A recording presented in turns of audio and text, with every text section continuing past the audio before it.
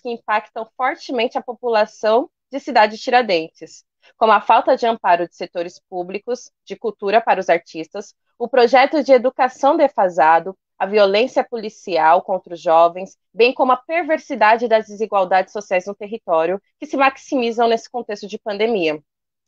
Bom, dentro desse maior conjunto habitacional da América Latina, integra o bairro Cidade Tiradentes, que é composto majoritariamente por afrodescendentes. Logo, a literatura escrita por afrodescendentes é pauta da nossa festa literária, tanto pelo nosso recorte geográfico periférico, quanto pela identificação de cada um que é composto nesse coletivo.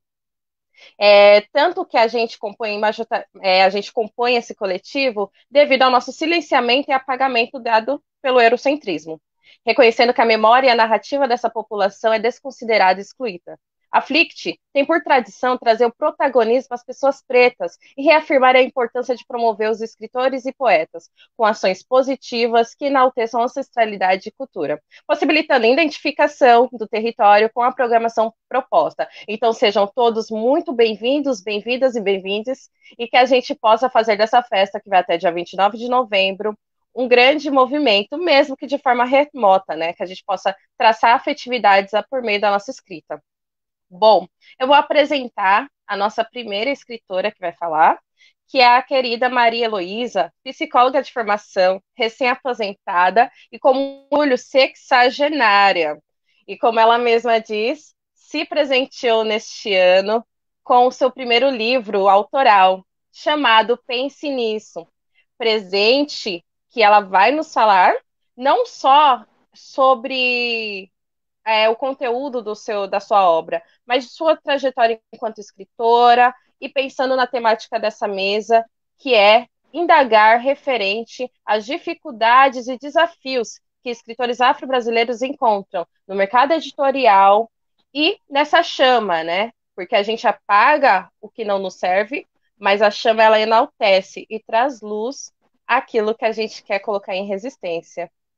É isso, ela também atua no Instituto Iveta, que é o Instituto de Vida, Emoções e Tratamentos da Alma. Bem-vinda, Heloísa, a palavra é com você. Que delícia! Palavra preta chama a pensar nisso. É o título do meu livro, que é Pense Nisso. É uma delícia poder compartilhar com vocês o presente que eu me dei, mas um presente que eu também compartilhei. Eu sou uma mulher preta, que completei 60 anos esse ano, um ano que eu falo que se fosse um filme, que eu tivesse que dar um nome para mim ele seria o ano que, se fosse um filme, chamaria Como Eu Era Antes de Você. Esse ano nós tivemos que nos reinventarmos, e ao nos reinventarmos, eu pude compilar alguns dos pensamentos que eu venho compartilhando, e ele se tornou um livro. É um livro que não tem como proposta ser verdades absolutas, mas abre discussões, propostas de discussões, rodas de conversas, sejam elas reais, imaginárias, presenciais ou online. Nesse contexto, é maravilhoso poder estar nesse momento participando, é a minha primeira apresentação e poder estar com vocês. Então, eu digo que não é apresentação, é de fato uma roda de conversa, meu coração está festejando, dia 31 de outubro foi onde eu me coloquei na maturidade, embora essa maturidade venha me perseguindo ao longo da minha vida. A Iveta era minha avó, uma mulher negra que eu alfabetizei, e foi com muito prazer que eu pude levar os meus netos para uma noite de autógrafo, onde eu estava apresentando o meu primeiro livro. É desafiador uma mulher negra poder copilar seus pensamentos, suas ideias e oferecer para a nossa sociedade, para a nossa comunidade, aquilo que nós pensamos. Quais são os desafios? Me assusta, e devo dizer que até tremi um pouquinho quando você diz é uma das escritoras, porque de verdade eu escrevi e nem sei se eu me sinto escritora. E se colocar nesse papel, às vezes, é assustador. É assustador pensar que você pode escrever, é assustador entender que você pode editar, que você pode oferecer, é assustador conhecer o caminho das pedras e entender que você pode disseminar ideias, abrir discussões, pensar como pessoa que pode compartilhar ideias, convidar as pessoas a pensar. Pensamento muda, pensamento constrói, pensamento afirma, pensamento reafirma, e como fala preta, eu acho que é muito importante nós entendermos o quanto o nosso pensamento faz diferença. É muito bom estar nesse momento participando desta roda de conversa.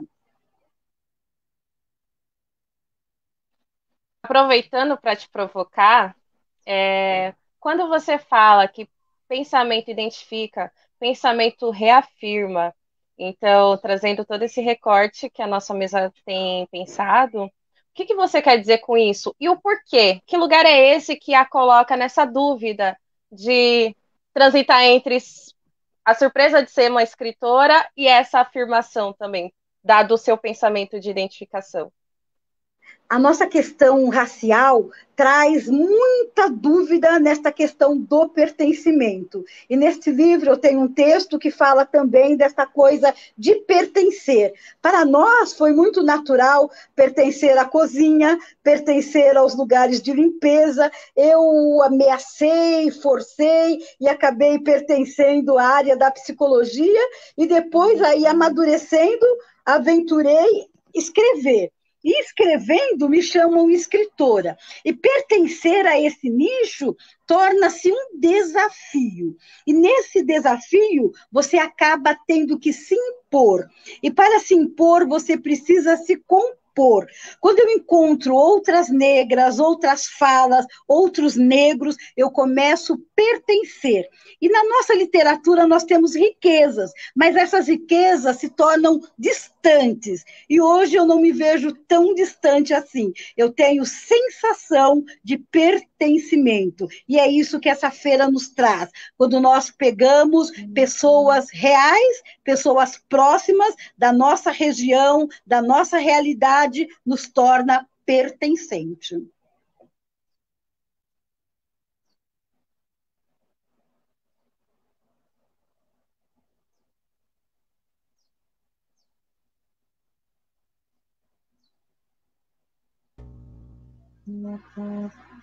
Oi, tivemos um problema com a Raquel, mas a gente já retorna, tá, Heloísa?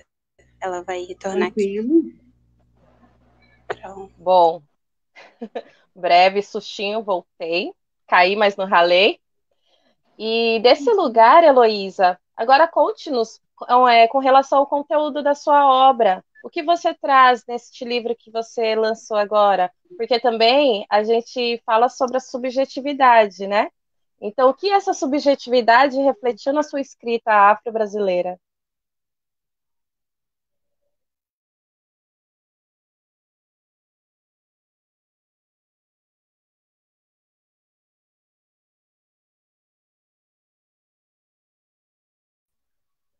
Bom, nesse momento, acho que a Heloísa também teve um probleminha. Heloísa, consegue me ouvir nesse momento?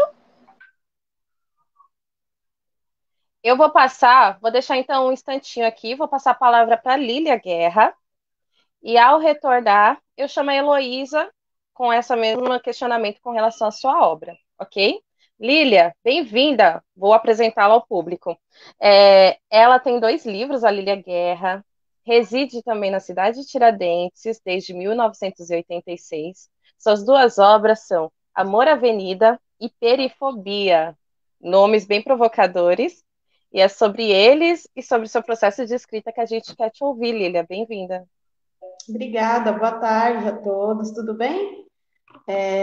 Como você disse, sim, há 30 anos eu resido na cidade de Tiradentes, e desde 1986, e o meu processo de escrita tem muito a ver com o lugar onde a gente vive, as minhas inspirações, tudo que eu vejo, tudo é muito imagético para mim. Então, assim, eu sou uma pessoa que escrevo nas conduções, escrevo no ônibus, escrevo no trem, escrevo no metrô, escrevo sobre o que eu vejo e as dificuldades que nós passamos, né? Enquanto moradores do distante, da longura, né? Tudo isso me provoca muito.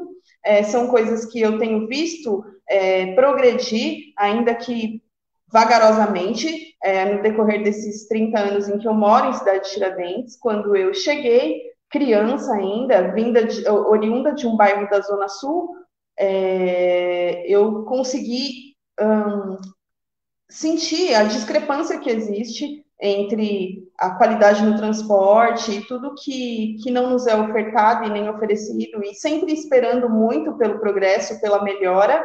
E 30 anos depois eu entendo que tudo isso aconteceu nem perto ainda do que a gente necessita, mas estamos caminhando, né? E sim, como você disse, são 2 livros.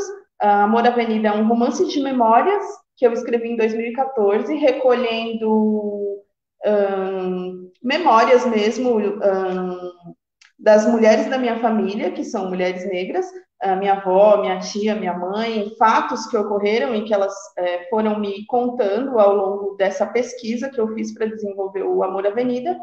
E em 2018, pela editora Patuá, eu lancei uma compilação de contos, que é o Perifobia, que são contos inspirados justamente no meu viver aí periférico, nas coisas que eu vivi em Cidade de Tiradentes, em outras periferias também, porque também transitei pela periferia da Zona Sul na adolescência, e fatos que ficaram guardados comigo foram revelados nesses contos, para mim, do Perifobia, que saiu pela editora Patuá. Além disso, eu sou profissional da saúde, tenho 44 anos, sou servidora pública, atuo na linha de frente aqui no SUS, com muito orgulho, e também trabalho em bairros periféricos, então estou todo dia lidando com a nossa realidade.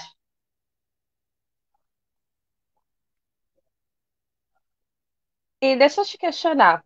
Quando você pensa na sua trajetória enquanto escritora, em que momento, ou isso foi natural, de você marcar a sua identidade afro-brasileira dentro da sua escrita? Foi de forma explícita? Foi de forma implícita? Foi algo que você desenvolveu a partir de suas experiências ou algo dado a partir de alguém que visualizou sua obra e trouxe esse recorte? Na verdade, acho que quase todos nós somos alfabetizados com obras clássicas, com escritores brancos, escritores que fugiam muito da nossa realidade. Na adolescência, com 13, 14 anos, eu descobri Carolina Maria de Jesus, Quarto de Despejo, numa biblioteca da escola onde eu estudava. Né? Apesar de morar em Cidade de Tiradentes, eu estudei em Cidade de Tiradentes há alguns anos, mas por conta de questões geográficas mesmo, a minha mãe trabalhava em um outro bairro e eu ia com ela, e essa biblioteca era muito rica, e ali eu descobri Quarto de Despejo e Casa de Alvenaria.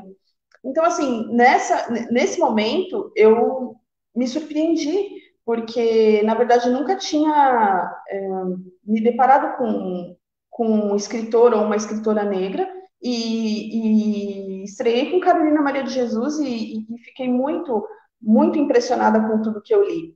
E, a partir de então, eu comecei a procurar outras escritas com as quais eu me identificasse, né? E anos 80, final de anos 90, li muito Cadernos Negros, comecei a buscar, a procurar e a me identificar.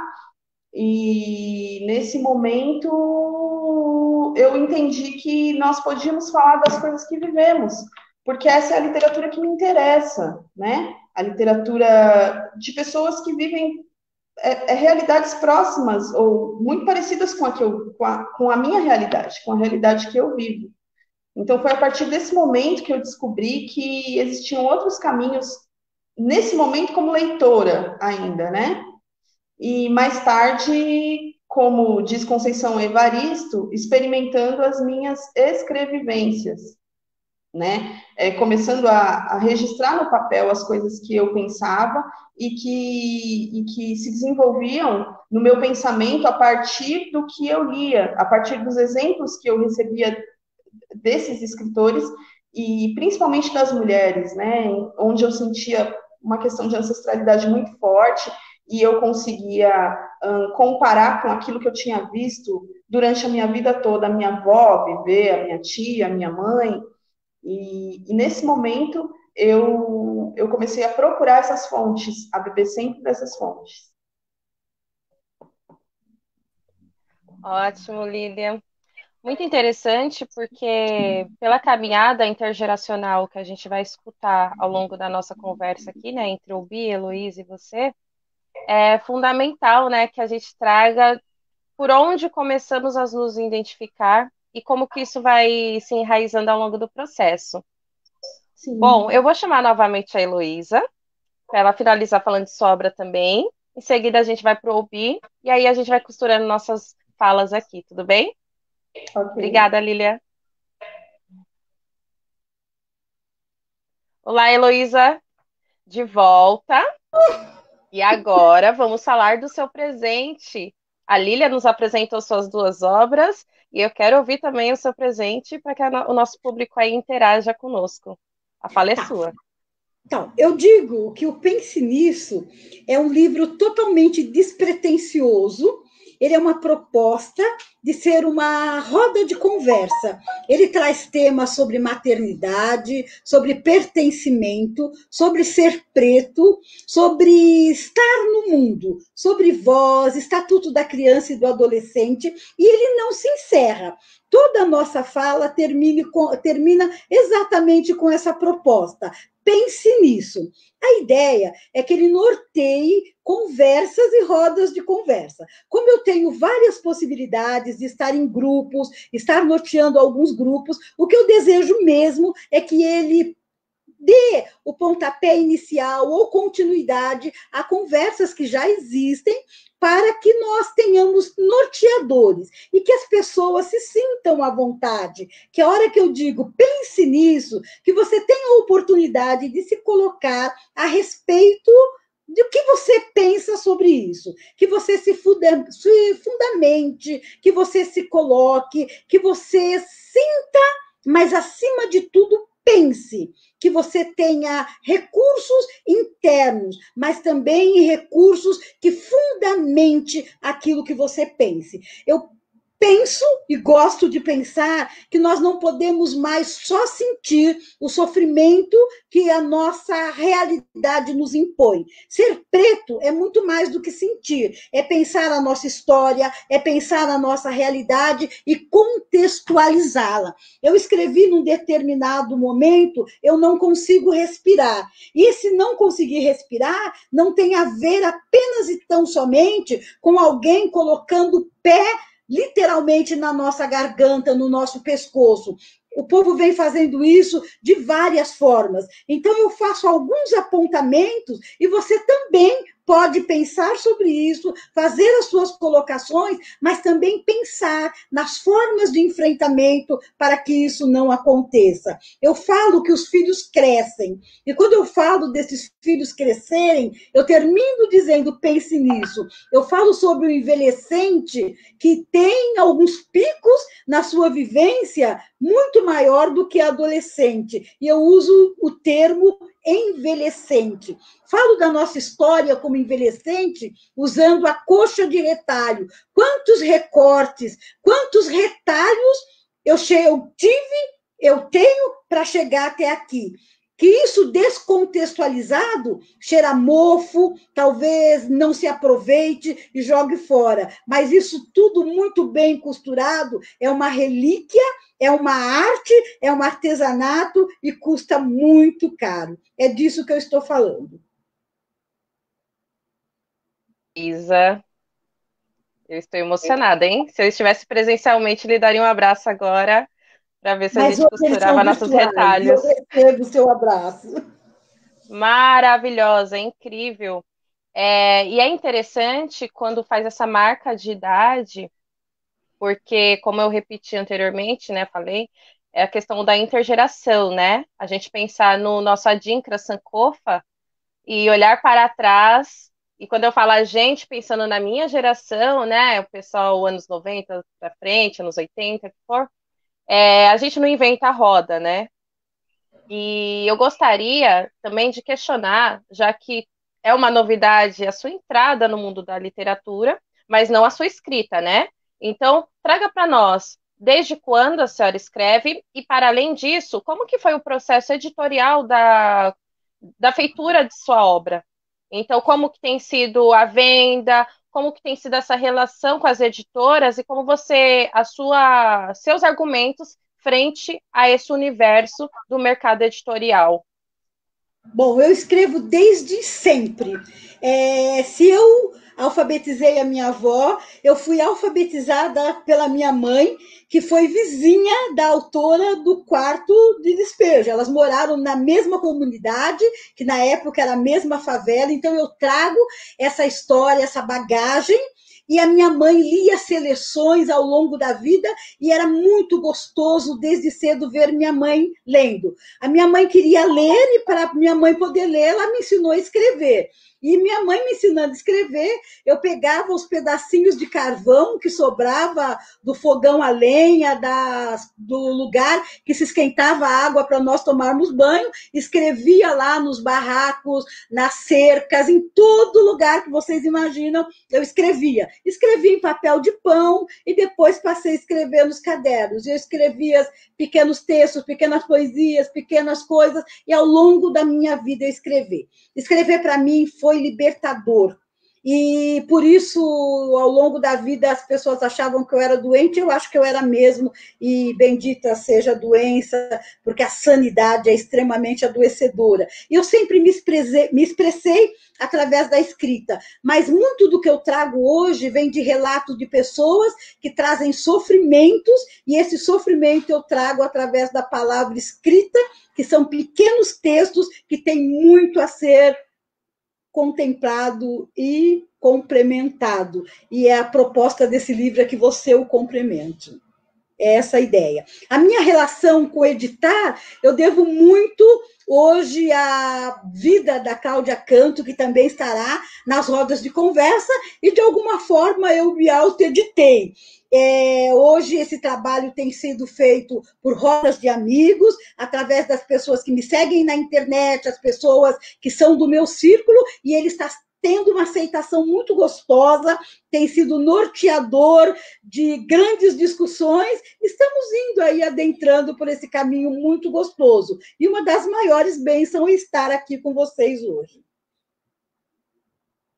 Incrível, muito obrigada pela sua fala, por compartilhar suas experiências, que é só uma fraçãozinha, né, dentro desses 60 anos. Bonito vê-la orgulhosa de si, e isso nos passa força e tranquilidade. Então, agradeço, Heloísa, pela sua fala.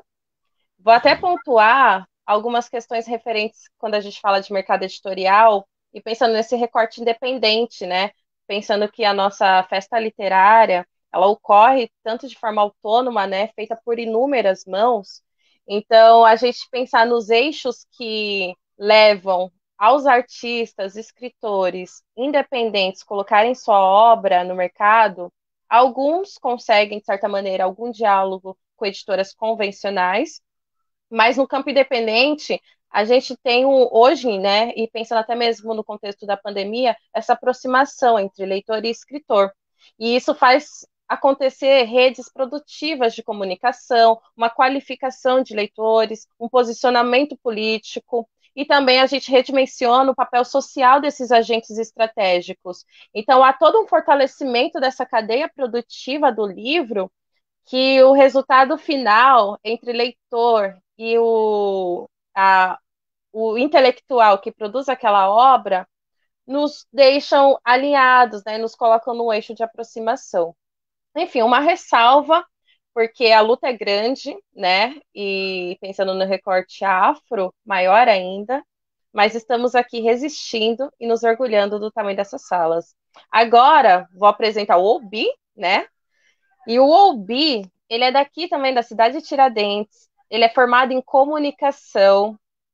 Ele, além disso, é escritor, fotógrafo, tem um blog chamado Cabeças Falantes, fez recentemente 65 anos, e, além disso, né, ele é um agitador cultural, participou de antologias como Cadernos Negros, né, publicou diversos textos, também na comunidade, desculpa, virtual Recanto das Letras, e suas obras autorais são Como Se Fosse Pecado, Poemas para o Meu Amor, Mergulho, Sobrevivência, Canta Negra Mulher Amada, todas em poesia, ensaios nas antologias, reflexões sobre a literatura afro-brasileira e criação crioula no Elefante Branco. Bom, o Bi atua em diversos coletivos e, por exemplo, aqui ele é colaborador executivo do Mocuti, diretor de comunicação do Fórum África e coordenador de programação do Cineclube Afro Sebem, desculpa, Sembeni, criado pela mesma organização. Ô Bi, a fala é sua, seja bem-vindo e vamos lá.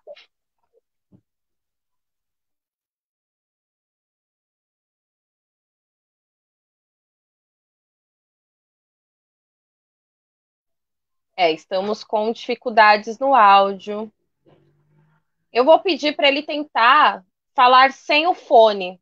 Ô, Bi, se possível, você consegue desligar o fone do computador e falar para a gente ver se funciona dessa maneira, por gentileza?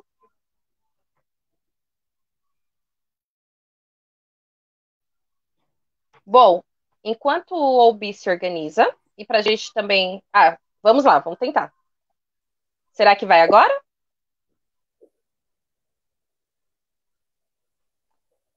Ainda não o escutamos, Obi. Nem você tirou o fone?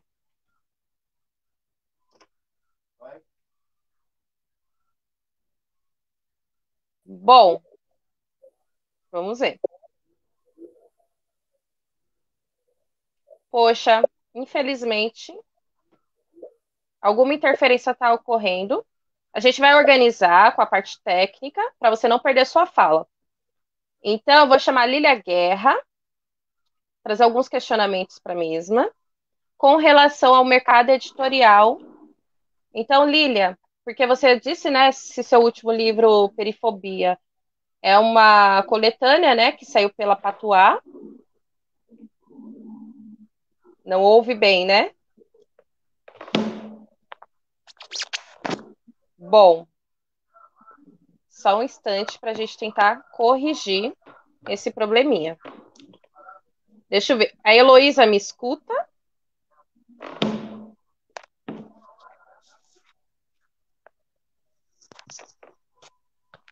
Coisas que ocorrem, né, nessa vida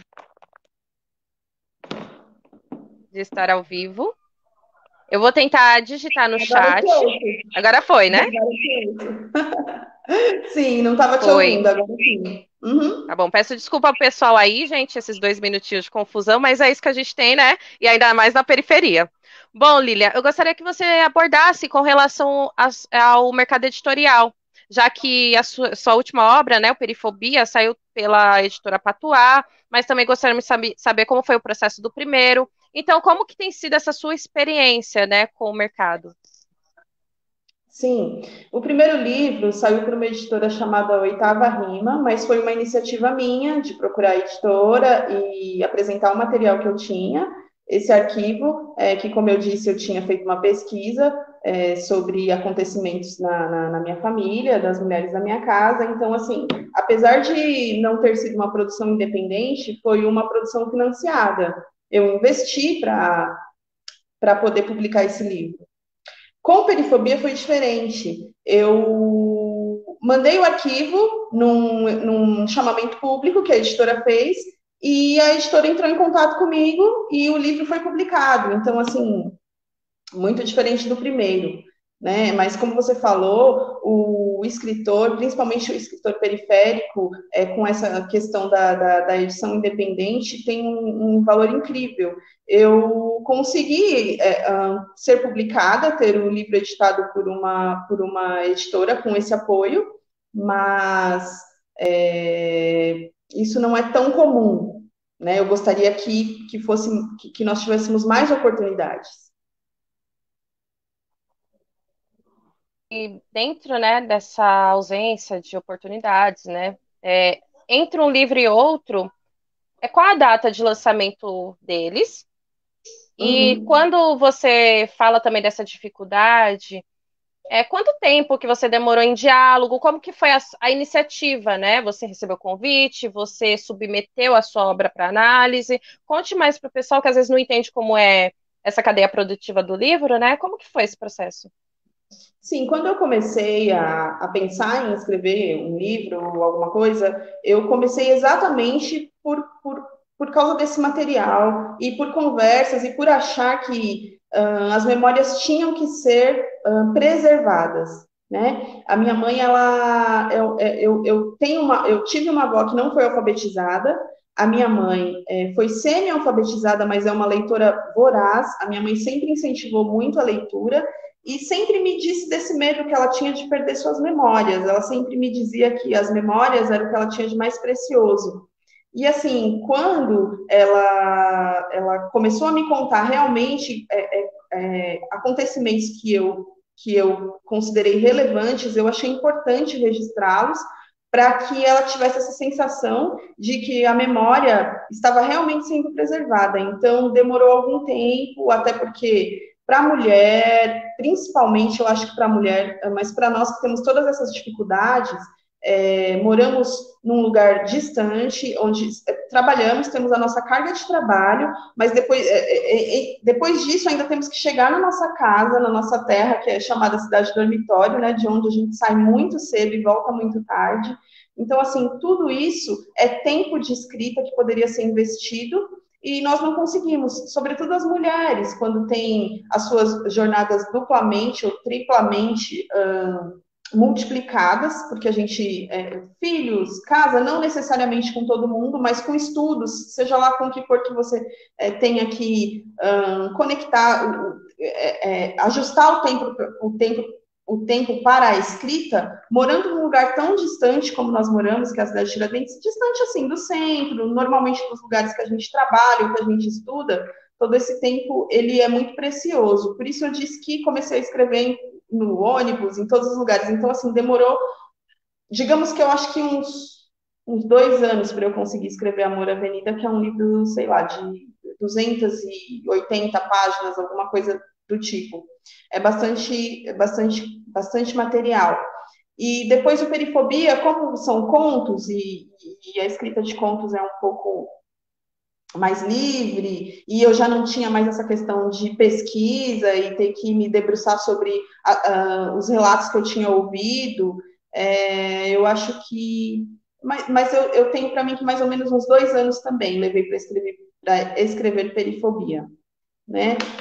E devo dizer que gostei muito de trabalhar com contos, e os contos desse livro são muito assim, como eu disse, inspirados mesmo no nosso ambiente, no nosso dialeto, nas coisas que eu vivi desde a minha adolescência até os dias de hoje aqui no bairro, né? Mas para mim é foi muito importante tudo que aconteceu, porque eu fui sempre uma criança criada. Assim, como que eu posso explicar? É muito interessante quando você consegue transmitir o olhar de dentro para fora, né?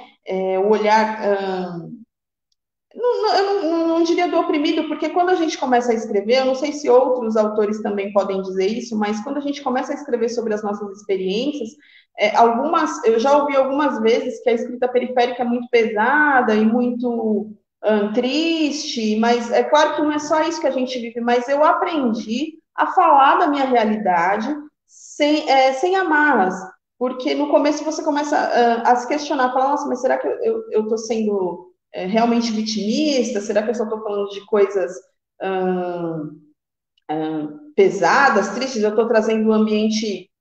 Mas eu aprendi a me libertar disso e falar realmente do que aconteceu, porque eu de fato sou uma criança que foi criada em casa de família, eu sou aquela criança, eu fui e essa criança está em mim, que ficava atrás das cortinas, que ficava no cantinho da lavanderia, que ficava debaixo da mesa enquanto a minha avó trabalhava, e ela sempre me dizia, olha, procure ficar quieta, procure não incomodar, procure ser invisível, faça de conta que você não viu, se você viu, faça de conta que você não ouviu, se você ouviu. Então, assim, essa cultura da invisibilidade é alguma coisa que eu trouxe da infância, de não querer incomodar, de não querer aparecer, e de repente a escrita me traz essa possibilidade de contar as coisas que realmente aconteceram, né? Como elas aconteceram.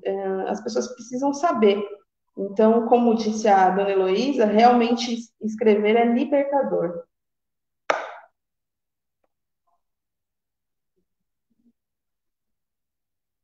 Que você fala coloca em sua fala com relação ao tempo, né?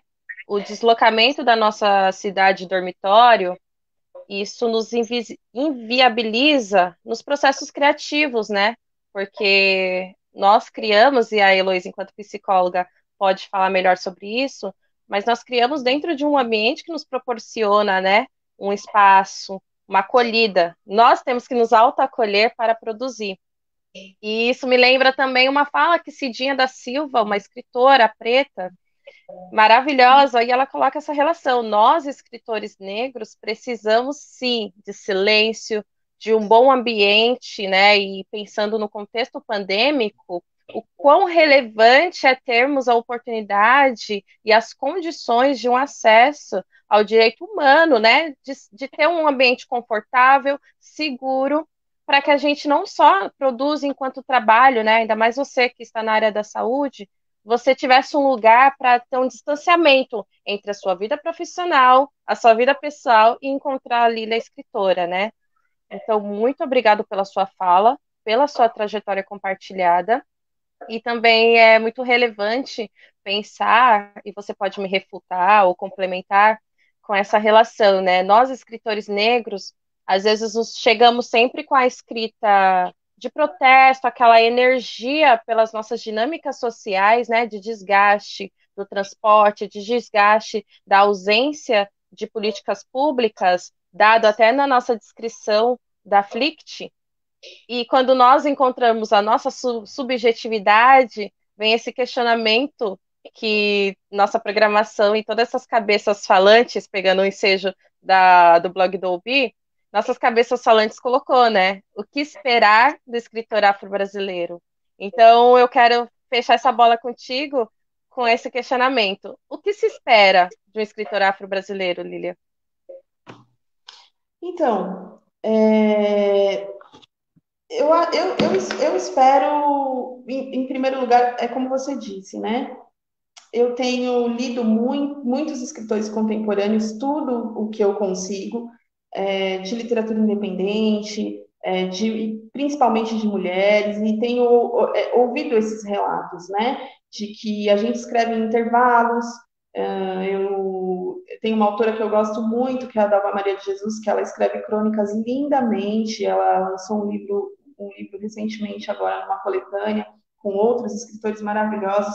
E ela diz dessas coisas, né, da literatura que cheira gordura, que tem mancha de manteiga, que enquanto você está cozinhando, que enquanto você está lavando roupa, você dá uma pausa e vai escrever mais um pouquinho. E é claro que seria muito, muito, muito bom se nós pudéssemos ter patrocínio, não sei se essa é a palavra certa, mas se nós pudéssemos ter esse tempo de qualidade para a escrita, que é muito importante. Eu fico pensando se a gente consegue fazer o que estamos fazendo com a na nossa rotina dura, no nosso dia a dia, no transporte, com todas as deficiências e dificuldades que nós enfrentamos, o que faríamos se fosse viabilizado o nosso tempo de qualidade para a escrita, para o estudo, porque a escrita também, ela depende muito de leitura, ela depende muito de estudo, de concentração. Então, o que nós faríamos, né? Mas eu espero do escritor negro, do escritor afro, dessa literatura, eu espero só verdades. Eu espero que as coisas que eu leio realmente sejam aquilo que eles quiseram dizer, sem amarras e sem medo, porque liberdade é a palavra-chave para a gente.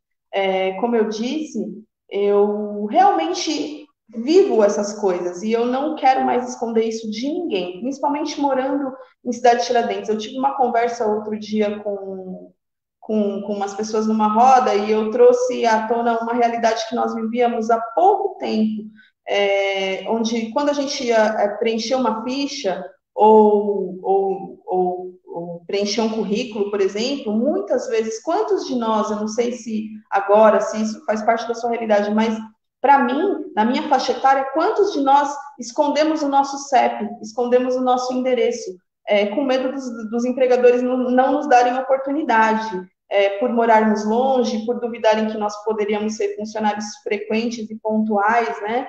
Então, quantos de nós, além de termos e enfrentarmos essas dificuldades, tínhamos que, às vezes, omitir o nosso endereço e fazer de conta que nós não tínhamos aquelas dificuldades.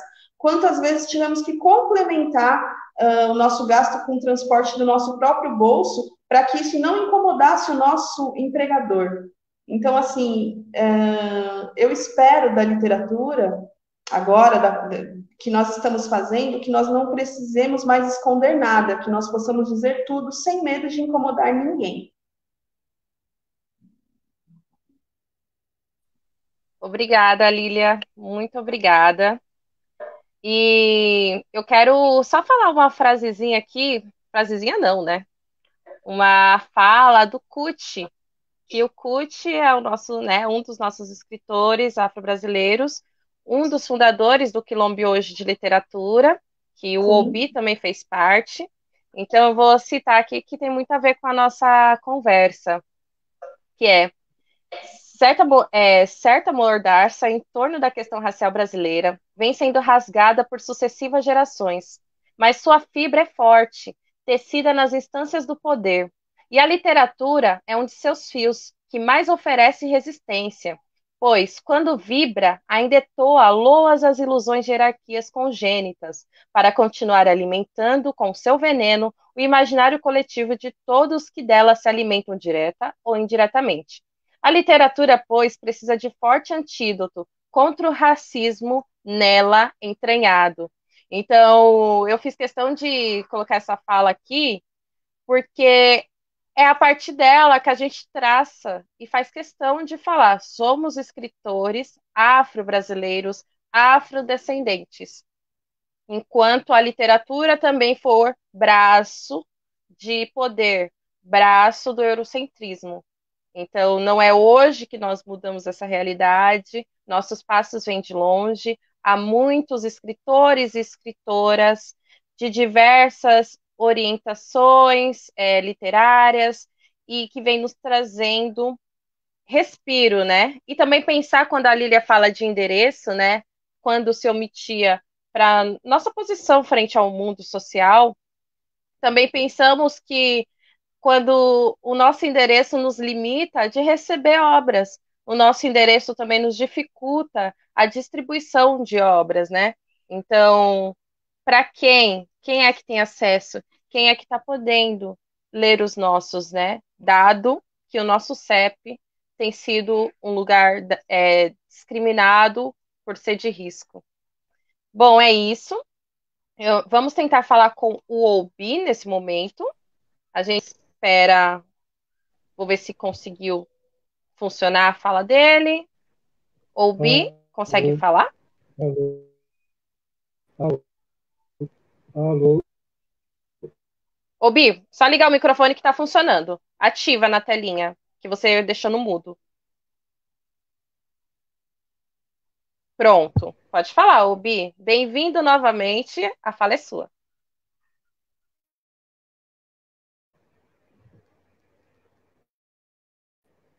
Bom, boa tarde a todas, boa tarde a todos. Eu queria primeiramente agradecer aos meus antepassados por estar aqui e agradecer aos que me antecederam e os que me sucederão e agradecer também a organização desse evento. Eu estou de máscara porque eu fiz uma cirurgia na boca, então tem questão de para proteger contra uma possível inflamação pelo ar.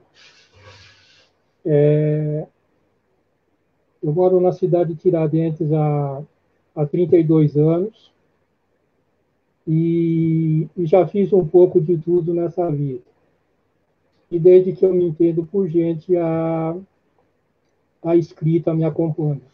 Foi lá por volta dos 12, 13 anos. E em casa, as nossas referências eram musicais. Não havia poetas, não havia escritores, ou melhor, os nossos poetas e escritores e contistas e cronistas eram os músicos da época. E sobre questão racial, sobre herança ancestral, não se conversava quase nada a respeito. Muito pelo contrário. Quanto mais silêncio, melhor. A cobrança era sempre para a gente estar bem arrumado, cabelo penteado, roupa limpa, bem passada, tratar as pessoas com muito respeito, com muita educação, ficar sempre quieto, responder somente quando perguntado, e por aí vai. E chegou um dado momento que eu comecei a observar que as nossas relações raciais não eram tão harmônicas, tão igualitárias quanto aparentavam, quanto pregavam. E, tipo aquelas crianças perguntadeiras, eu comecei a perguntar. Por que isso? Por que aquilo? Por que aquilo outro? E de pergunta em pergunta eu venho até hoje. Eu quero saber de tudo. E foi nessa de pergunta que eu cheguei a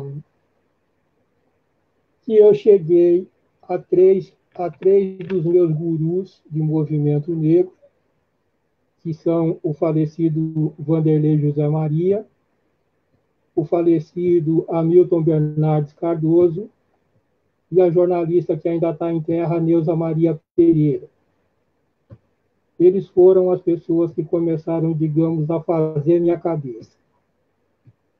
Nessa caminhada, na época eu era sócio do Clube do Livro e adquiri o livro Negras Raízes, do Alex Taylor, e na sequência eu li a autobiografia de Malcolm X. Esses dois livros simplesmente botaram fogo na minha cabeça. A partir daí, eu não fui mais o mesmo. E eu imagino assim, eu fico imaginando pessoas, né? Porque tem música, tem cinema, tem teatro, tem filme, que de repente toca a gente e muda a nossa forma de pensar. De pensar, de ver o mundo, de se situar no mundo. E é mais ou menos sobre isso que eu gostaria de estar conversando com vocês. Que bom que a gente está te ouvindo muito bem. E dentro dessa sua trajetória, já que você foi um, né, dos componentes do Quilombojo de Literatura, você poderia nos contar brevemente, né, sobre o que é o Quilombojo, para quem não conhece, como que foi a sua participação, já que, né, você está na cidade de Tiradentes há mais de 30 anos, então como que foi essa sua relação entre periferia, centro e esse início, né, dentro do mercado editorial? Olha, eu costumo brincar que a minha relação com o Quilombo hoje durou mais do que os meus 2 casamentos. Foram 15 anos. E se deu em 1980. Primeiro foi o Cadernos Negros. Eu escrevi um poema, o primeiro poema que eu escrevi inspirado numa mulher negra, que foi um poema dedicado para a Neuza. E eu trabalhava numa empresa jornalística chamada Diário do Comércio, não sei se ainda existe. E havia um jornal interno que chamava Diário da UFAT. Eu comecei a colaborar com esse jornal e um dia eu mandei o poema para lá. Passados uns dias, eu estou na redação eu escuto nas minhas costas, obrigado pela homenagem. Era ela. Naquela época, nós estávamos sob regime militar, então ninguém sabia aonde o outro morava, trabalhava, etc. E aí, de presente e agradecimento, ela me deu um exemplar do Cadernos Negros número 1 e número 2, um recorte do lançamento eu não lembro agora se foi do número 1 ou do número 2, numa livraria ali, Travessa da Barão de Itapetininga, e sumiu. Né? Eu simplesmente peguei os 2 livros, eu não li, eu devorei. A exemplo de Negras Raízes e Autobiografia de Malcolm X. E aí, tempos depois, eu comecei a procurar por ela, para saber como que era o processo. E, coincidentemente, o Cadernos Negros 3 estava em processo de seleção, como você já participou, só que era diferente naquela época. Hoje é, bem se dizer, um vestibular. Naquela época era uma coisa mais cooperativa. Chegava-se com os preços, já sabia quanto que ia ter que pagar, a cota que caberia para cada um, dependendo do montante, e por aí vai. E aí, foi aonde que eu participei do Cadernos Negros, número 3, e na sequência, eu não lembro se foi no mesmo ano, travei amizade com o CUT, que foi a Neuza me indicou para o CUT, né, que trabalhava na época na Biblioteca Mário de Andrade. Era ele e o Abelardo Rodrigues, que também é escritor e morador aqui da região. Ele mora aqui ali perto da padaria Satélite. E ele e o CUT estavam organizando o Cadernos Negros número 3. A partir daí, eu comecei a participar de umas rodas de conversa que já havia um quilomboje não oficial, que era para discutir literatura, lançamento de livro, no antigo SECAM, Centro de Cultura e Arte Negra, lá na Bela Vista. A partir daí, um belo dia o CUT chegou para mim e falou, olha, nós vamos criar um grupo de escritores. Já tem até o nome, vai se chamar Quilomboje, e nós vamos fazer a fundação do grupo ali na Biblioteca Mário de Andrade, na escultura, acho que a escultura ou estátua, agora me foge o formato, do Cruz de Souza. Um busto do Cruz de Souza que havia na Biblioteca Mário de Andrade, que posteriormente foi roubado. E aí, eu estava ainda com feridas abertas com relação a grupo, porque eu estava saindo de uma escola de samba que eu ajudei a carregar nas costas e tive uma decepção enorme. Peguei, no dia do lançamento, cheguei próximo da praça da biblioteca, praticamente do outro lado da rua, vi o pessoal reunido, mas não cheguei. Ou seja, acabei não entrando para os anais da história. Fiquei com ela na memória. Só que, no final das contas, esse fato de não ter nada aqui na Zona Leste, que eu estou aqui desde 67, começou a me incomodar. Porque aqui não tinha nada e lá tinha tudo. E aí eu comecei a ficar, como eu já trabalhava lá, na cidade, eu comecei a colar junto com o pessoal, como diz a rapaziada, né? Fazia um evento lá, estava eu. E aí eu fui me interessando e acabei entrando para o grupo que só veio se oficializar em 82, quando entrou eu, Márcio, Esmeralda, Vera Alves, as irmãs Miriam e Vera Alves e mais outras pessoas. E aí eu fiquei até 95. O processo de Cadernos Negros, se for pegar, para mim, Cadernos Negros acabou sendo uma escola, e é uma escola até hoje. Então, praticamente, a única coisa que eu ressinto é que aquelas atividades que haviam antes da oficialização do grupo, de certa forma, deixaram de existir. Hoje, praticamente, o quilombo hoje é fazedor de cadernos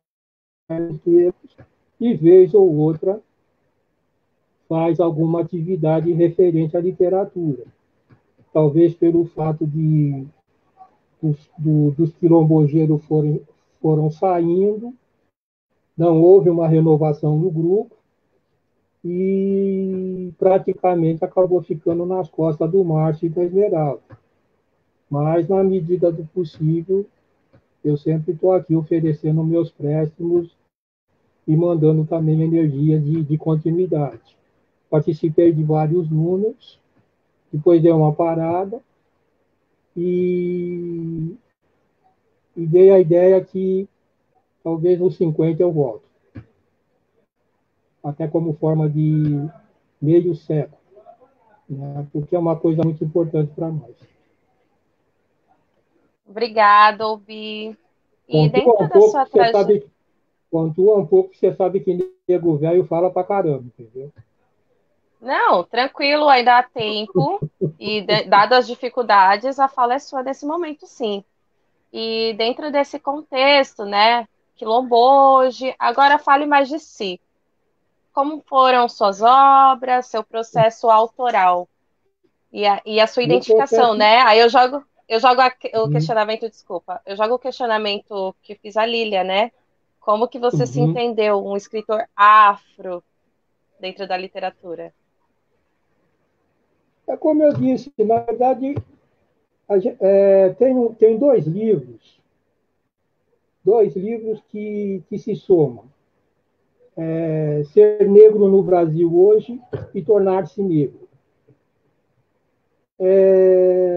No Brasil, pela, pela forma como as coisas se dão, a gente só percebe que é negro, e tem um romance da Chimamanda, que chama Americaná, e um romance do James Baldwin, Numa Terra Estranha, que deixam isso bem evidente. Quando você sai da bolha, aí você percebe que você é diferente, porque o mundo te olha diferente, o mundo te trata diferente, as pessoas te tratam diferente. Eu lembro, por exemplo, quando eu fui para a escola, aos 7 anos, uma escola pública, a história que se contava de Palmares era que era um bando de vagabundo, de rebelde, que não queriam trabalhar e, e que precisavam ser catequizados, porque não tinha alma. Se pegar os livros de história escolar da época, quem tem acesso, vai encontrar essa história. Então você fica com isso na cabeça, você passa a acreditar. Temos uma predominância, quando não católica, protestante. A minha família é um pouco de cada coisa, mas a predominância é católica. E então, quer dizer, você só se descobre negro quando é na relação, é no dia a dia. É na escola, é quando você vai procurar emprego, é quando você se interessa por uma pessoa que às vezes não é da sua etnia, ou você vai travar amizade com pessoas que não é da sua etnia, você percebe a pessoa cheia de dedos, a pessoa não te convida para ir na casa dela, ou então, no máximo, é até o portão, né? Enfim, uma série de regras que as que me antecederam falaram, que eu assino embaixo tudo que elas disseram, e se o tempo fosse mais longo, acrescentaria muito mais. Então, é aí que você começa a se perguntar, né? Sobretudo essa cobrança da gente ter que fazer sempre o melhor, né? A gente tem que fazer sempre o melhor e nunca é suficiente. a gente não tem direito de errar, não tem direito de ter dúvida.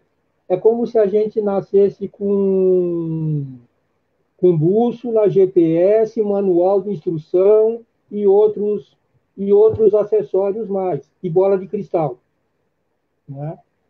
Quando a gente sabe que não, o ser humano é um ser de informação. Tanto que eu vejo bairros em construção, a exemplo da cidade de Tiradentes, como pessoas em construção. Nada está pronto. Eu costumo até dizer, eu sou ignorante em formação. Mesmo com meus 65 anos, eu digo, eu sou ignorante em formação, porque eu tenho muito que aprender. Não só com aqueles que têm mais idade que eu, mas também com aqueles que têm menos idade que eu, porque eu sou andarilho e nessas minhas andanças eu vou pegando de tudo um pouco. Eu sou uma pessoa aberta. Tanto que eu até costumo dizer, quem tem problema é o mundo. O mundo é que tem problema comigo, porque eu não tenho problema com o mundo. Então, quer dizer, quando você se dá conta que existe, digamos, um apartheid não declarado, é uma revolta enorme, porque você acaba se sentindo enganado.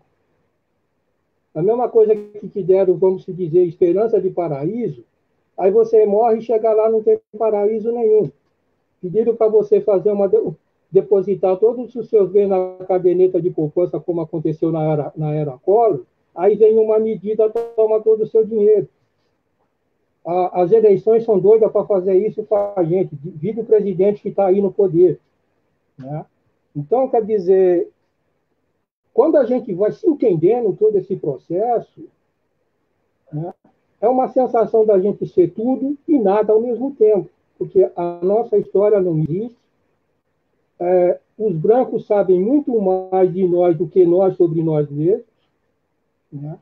E toda vez que a gente se levanta, começa a questionar, começa a reivindicar, começa a refletir, o errado somos nós. E aí você começa, é onde que, sabe, vai dando todo um processo. Tinha até uma publicidade tempos atrás, acho que na TV Brasil, não sei se era na TV Brasil ou na TV Cultura, que antes da escravidão, nós éramos ibos, mandingas, iorubás, jejes, nagôs. A escravidão nos transformou em negros. A gente é negro.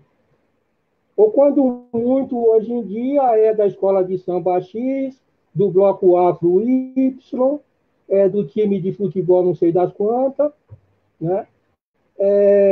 Só que como identidade, a gente não existe. Ao contrário dos Estados Unidos, que você consegue levantar toda a sua genealogia. O Raízes é um testemunho disso. A autobiografia de Malcolm X é outro testemunho disso. E no Brasil? O que aconteceu? Queimaram toda a documentação, restaram pouca coisa, alguns poucos conseguem saber a sua linhagem, mas muito, muito pouco.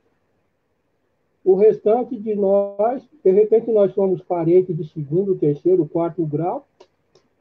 Não sabe? A nossa história toda é deturpada. Então, a gente vem passando por um processo não só de tomada de consciência, como também de educação, não só para com nós mesmos, mas para com a própria sociedade que nos discrimina. Então, de certa forma, a gente carrega o mundo nas costas, seja homem, seja mulher, a gente carrega o mundo nas costas e precisa encontrar meios de se posicionar, de se posicionar, de ter voz, de se impor, mas não usando os mesmos métodos que usam ou usaram, que usam conosco ou usaram com os nossos antepassados. De certa forma, nós temos, eu diria assim, que nós temos uma atividade pedagógica. Nós estamos fazendo, como diria Paulo Freire, a pedagogia do oprimido. todo negro, toda negra que se preza, de certa forma, é um pedagogo do oprimido. E um pedagogo do oprimido de si próprio, porque, de certo modo, nós carregamos também o opressor em nós, em decorrência de toda essa mazela que vivemos. Então, como disse a colega que me antecedeu, a nossa escrita ela tende a ser pesada porque é um desabafo. É um desabafo do nosso interior. A nossa escrita é um desabafo do nosso interior. Chega.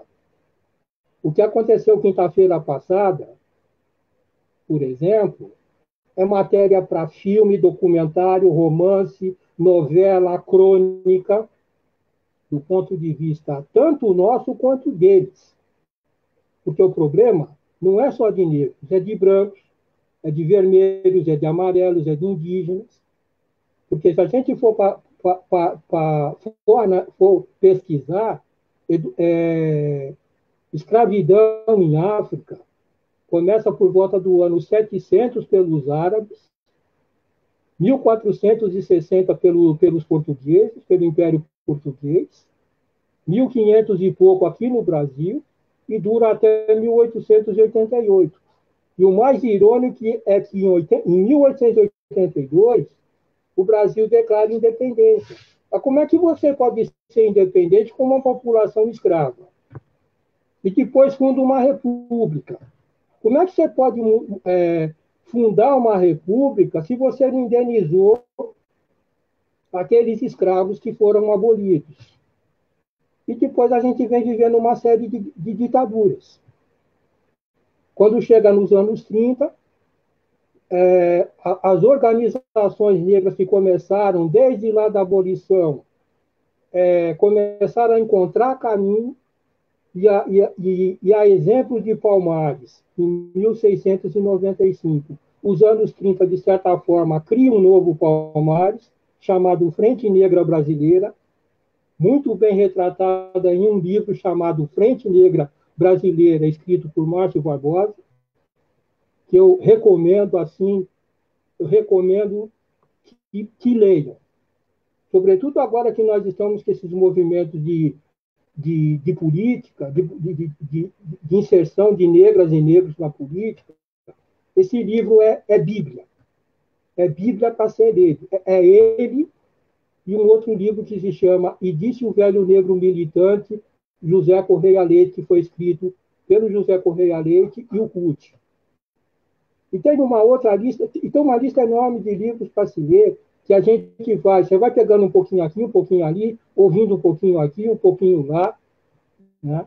E aí você vai fazendo, digamos, aquela feijoada, aquela salada russa preta, entendeu? E vai montando o quebra-cabeça, o mosaico. Por quê? Porque ser negro não é conversa de família. A gente não conversa essas coisas. Acho que muito pelo contrário. Como disse a colega, quando você chega em casa, você quer escrever, ou então você quer tomar um banho, jantar, assistir alguma coisa e dormir. Por quê? No dia seguinte, você tem 40, 50, 80, 100 quilômetros de distância para ir trabalhar. Aí nós deixamos o nosso sangue, o nosso suor do outro lado do mundo e ele não volta para nós. Ou quando volta, volta em picado. Por exemplo, a cidade de Tiradentes está passando por um processo aí de melhoramento. Só que isso esconde um processo de gentrificação, como acontece com a maioria das ocupações nos bairros pobres, das regiões periféricas. A gente, tanto enquanto etnia quanto enquanto classe social, a gente amassa o barro, pavimenta, limpa tudo. É como se a gente fosse um chacareiro. Entendeu? É como se a gente fosse um chacareiro. Chacareiro, um caseiro. Aí depois os astados vêm, compra tudo, toma conta, pega o pessoal e empurra para frente. Só que agora nós chegamos aqui em Cidade de Tiradentes, não tem para onde ir. Você vai para onde? Para Suzano, para Mogi das Cruzes, ou para ou para Vargem Grande. Você vai para Vargem Grande, por exemplo, é cidade de Tiradentes há 30 anos atrás. Tem lugar que você tem que pegar o telefone e ficar procurando o sinal. Como eu estou na Zona Leste desde 67, eu tenho um HD na minha cabeça. Então, aos poucos, agora, eu venho relembrando tudo isso e, às vezes, eu fico até me puxando a minha orelha por ter começado a fotografar tão tarde. Porque essa região toda aqui de Itaquera, Guaianazes, São Miguel, Vila Curuçá, Vila Nordestina, Parada 15 de Novembro, que foi o primeiro bairro que eu fui morar, eu mandei isso daí tudo. Sabe que moleque gosta de bater perna? E ainda mais quando você já é andarilho por natureza, né? Então, hoje em dia, eu tenho retratos na minha memória. E quando eu vou para determinados lugares, eu traço esse paralelo. Agora, não é motivo para a gente chorar e nem lamentar. Eu penso que é motivo para a gente ficar atento. É motivo para a gente pegar o que a gente tiver em mãos e registrar. Seja através da literatura, seja através da crônica, seja através do audiovisual, enfim. Mesmo que seja lá, fazer um simples diário, como fez Maria Carolina de Jesus. E que hoje é, bem se dizer, um clássico. É obra obrigatória para qualquer pessoa que se preza nesse planeta. Para quem tem para quem tem um pingo de senso humano. Então, a importância da escrita é uma coisa que é imensurável. Seria, nesse momento, o que eu teria a te dizer. Me faz outra pergunta.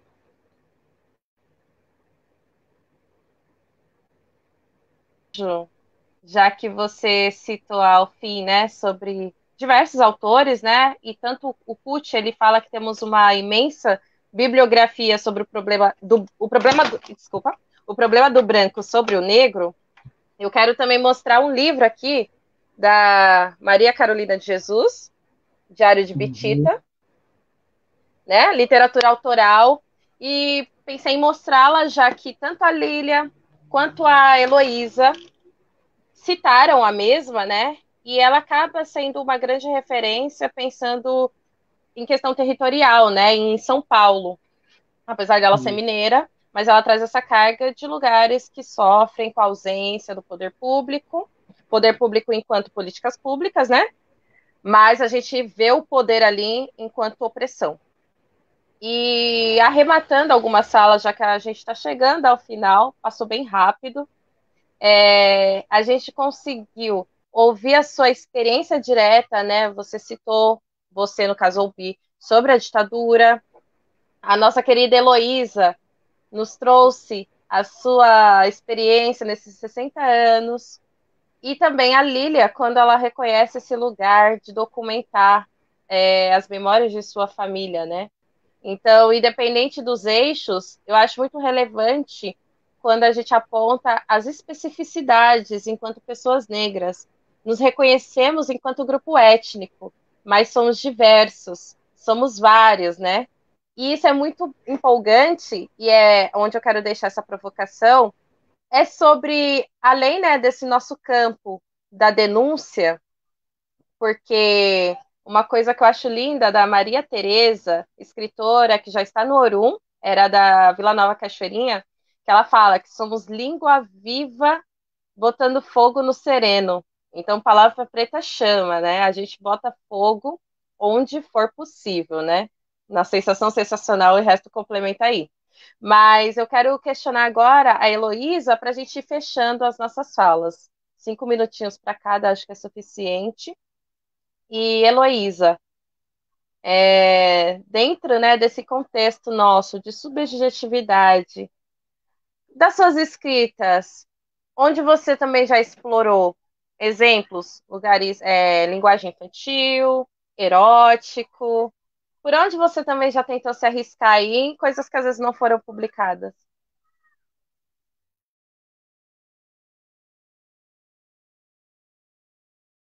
A linguagem basicamente erudita. Basicamente, eu leio muito, muito, muito a Bíblia, e nela eu encontro várias nuances. Então, lá tem muita coisa infantil, lá tem muita coisa de ressignificação, pessoas que conseguiram mudar a sua história, e eu me baseio muito em pessoas que foram escravizadas, que tiveram a sua vida reformada, e ela é uma coisa muito linda e me inspira demais. E lá eu encontrei mulheres com vidas transformadas e, pasmem, eu me inspiro nessa palavra. E fechando o meu momento, eu quero me segurar bastante nessa questão do envelhecimento. Eu sou psicóloga, a minha especialidade é gerontologia, e o entardecer da vida é algo que me chama muito a atenção. E os clássicos da literatura traz o velho como algo feio. O Chapeuzinho Vermelho era uma criancinha bonitinha, a princesa dos contos de fadas são lindos, mas a bruxa sempre é uma velha, o homem do saco é um velho, é algo feio. E eu quero trazer para vocês algo aqui do livro que fala sobre envelhecente, um termo aqui do meu livro, Pense Nisso, que diz assim: para muitos, o entardecer da vida é de fato a última fase, mas existe esperança também no processo de envelhecimento, pois aqueles que esperam no Senhor terão as suas forças renovadas. É possível também florescer no entardecer da vida, no outono da vida. No geral, as pessoas não são lembradas como elas começam, e sim como elas terminam. Pense nisso. Viver é desafiador, abro aspas, principalmente para nós negros, mas envelhecer é abençoador. É assim que eu quero sair dessa live, nos meus 60 anos, com esse presente que a Feira Literária da cidade de Tiradentes me dá, dizendo que é um presente viver, mas envelhecer é uma bênção, principalmente nós que temos estigmas, mas que podemos entender que nós podemos romper todos os limites, quando a nossa força não vem de fora, mas vem de dentro. Muito obrigada, amo vocês, e nós somos aí a maioria nessa roda de conversas, mulheres negras, inspiradas em mulheres, com um homem negro que também falou numa mulher, e eu amo vocês, é muito bom estar com vocês, que as crianças, que as outras mulheres, que os outros homens, que as pessoas negras, pretas, que estão conosco, possam sentir essa força, essa energia da literatura, e que todas as outras pessoas que não têm o privilégio e a dor de ser preto como nós, mas que estão apoiando esse evento, que estão nos dando moral, que estão abrindo essas portas, que estão reconhecendo o nosso talento, possam ter força para continuar brigando, lutando, essa luta linda, que é a luta do saber. Muito obrigada por essa oportunidade. Amo vocês. Arrepiou, gratidão. Muito, muito, muito obrigada pela sua presença. E não tem nada de pasme, né? É isso, a sua especificidade é por você ser única, pela sua trajetória. E seguimos aqui para falar com a Lília. Lília, querida, assim como coloquei para Heloísa, pode agora extravasar, colocar algo que você acha pertinente para fechar sua fala e falar também por esses caminhos que você envereda aí na sua escrita, que ela deve ser contínua, né? Sim, eu estou aqui serenada pela doçura das palavras da Heloísa e, assim, impactada com tudo que o Obi falou e me sentindo tão lívida nessa tarde aqui, como disse a Heloísa, entardecer, né? Ela falou sobre a idade, mas, assim, o entardecer para mim tem sempre um sentido muito, muito bonito de alguma coisa que está por vir, né? E eu só tenho a agradecer por tudo que eu ouvi aqui, e por tudo que a gente compartilhou, porque na verdade é um compartilhar, né? Essas conversas são eternos aprendizados. E assim, eu fiquei debruçada aqui mesmo, deixa eu até me recompor, porque eu estava aqui inebriada por tudo que eu estava ouvindo. E, e eu quero dizer que como eu comecei falando da infância, isso me faz refletir sobre a sobrevivência e agradecer por estar aqui hoje, porque aquela criança, nós, né, as crianças invisibilizadas que nós fomos, elas cresceram, né? E agora nós temos fala e nós temos vozes. Embora muito da temática que eu venho abordando agora seja necessária, eu também falo de doçura, eu também falo de coisas lindas que eu vivi aqui na minha adolescência, aqui no bairro onde eu cheguei com 10, 11 anos e onde eu casei, onde eu primeiramente namorei, casei, tive filhos, criei minhas filhas, tenho uma filha, a minha filha mais velha tem 28 anos, eu tenho uma de 28 e uma de 22 que foram criadas aí em Cidade de Tiradentes, né? Então, assim, eu tenho raízes e memórias muito potentes de tudo que eu vivi aí. E sou uma viciada em reparar nas benfeitorias e tudo que eu sonho para o bairro, né? Eu costumo dizer que eu sou viciada em escada rolante, em rampa. Toda vez que eu chego na Estação Guaianazes, eu falo, pô, que dia que vai ter uma escada rolante aqui, essa rampa que ninguém merece, nem um atleta. Então, assim, são assuntos recorrentes os que eu abordo, mas eu procuro engendrar alguma doçura também neles, porque não vivemos só de perceber as mazelas, mas de tudo que está acontecendo de bonito, de belo, das crianças que eu vi crescer aí, pessoas que estão florescendo, como disse a Heloísa, e eu entardeço ainda aí na longura. Eu queria agradecer muito a oportunidade e dizer que, assim, o que me acompanha muito nos caminhos que eu faço, nas idas e vindas, é a música, né? Hoje em dia a gente tem ainda mais facilidade, eu estou sempre de fone, eu sou uma ouvinte de samba, assim, estou sempre ouvindo, e eu queria desejar que a vida de vocês seja um samba muito lindo, muito doce, e agradecer a oportunidade.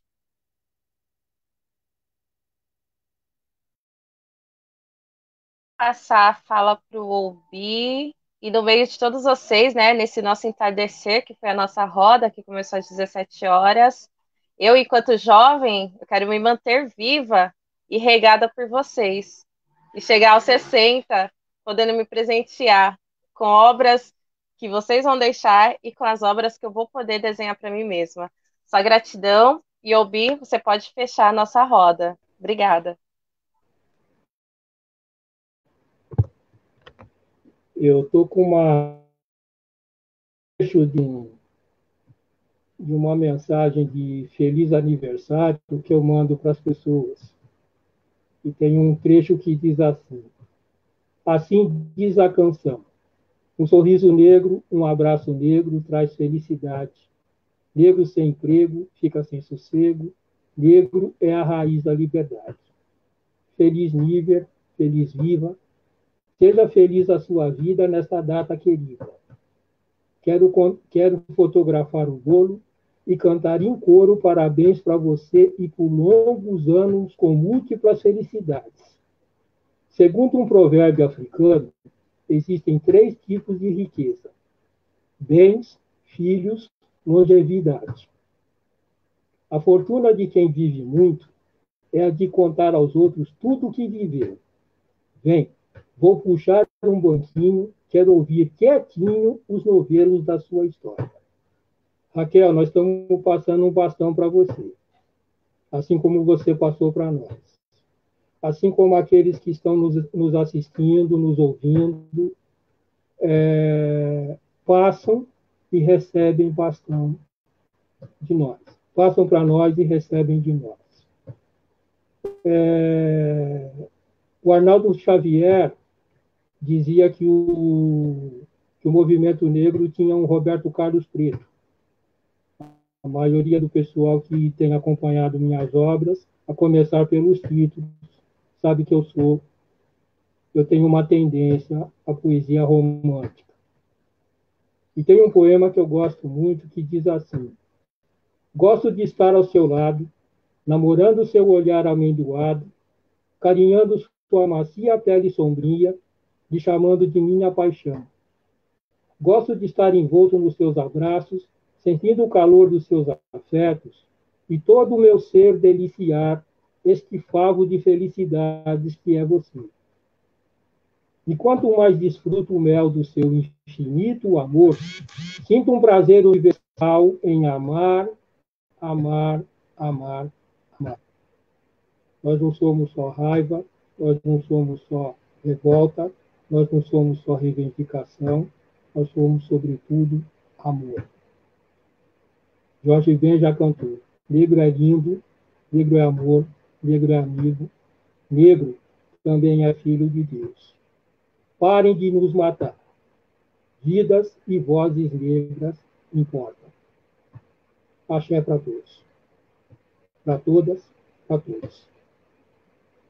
É isso. Axé, axé, muito axé. E é isso, gente. Eu acho que o Obi conseguiu sintetizar, né? O que é esperado do escritor afro-brasileiro?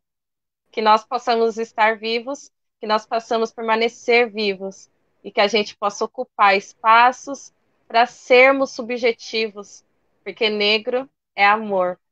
Muito, muito, muito obrigada a vocês por essa experiência, pela oportunidade. Agradeço a quem nos acompanhou, ao pessoal que estava no chat aí, só falando coisas incríveis. Heloísa, Lília, Obi. São só alguns que fizeram essa abertura incrível da Flict. E logo mais, até o dia 29, vamos encontrar inúmeras potências negras. E é isso. Muito obrigado. Que a gente continue se cuidando. Quem puder estar em casa. Agradecemos aí ao trabalho da Lília, né? Profissional da saúde. E seguimos em frente. Agradecemos. E procurem saber desses autores, né? Eu não sei se a Heloísa está no Instagram também. Estou. Por favor, pode falar. Fale como te encontrar no Instagram. Maria Heloísa Lima Lima. Maria Heloísa Lima Lima, seguem a mesma, procurem saber como acessar a sua obra. A Lília Guerra também, por gentileza, pode falar como acha você? No Facebook, @Lília Guerra, no Instagram, e bem fácil. O livro Perifobia também no site da editora, ou mesmo na Amazon. Obrigada. Nada. Ouvi. E você, tem o blog, né, do Cabeças Falantes, como que tá no Facebook e no Instagram? No Cabeças Falantes, no Facebook é o Fotografia. E no Instagram é o Fotografia. Desculpa, Obi Poeta? Não, o Fotografia. Tá, eu vou tentar depois digitar embaixo da nossa conversa, você nos manda, porque gaguejou um pouco a fala. Aí eu coloco no vídeo, que vai ficar gravado, e as pessoas podem acessar em seguida. Tá. Tem um canal no YouTube. Temos uma blogueira, então. Temos o Pense Nisso, temos um canal. Passem lá. Perfeito. Então,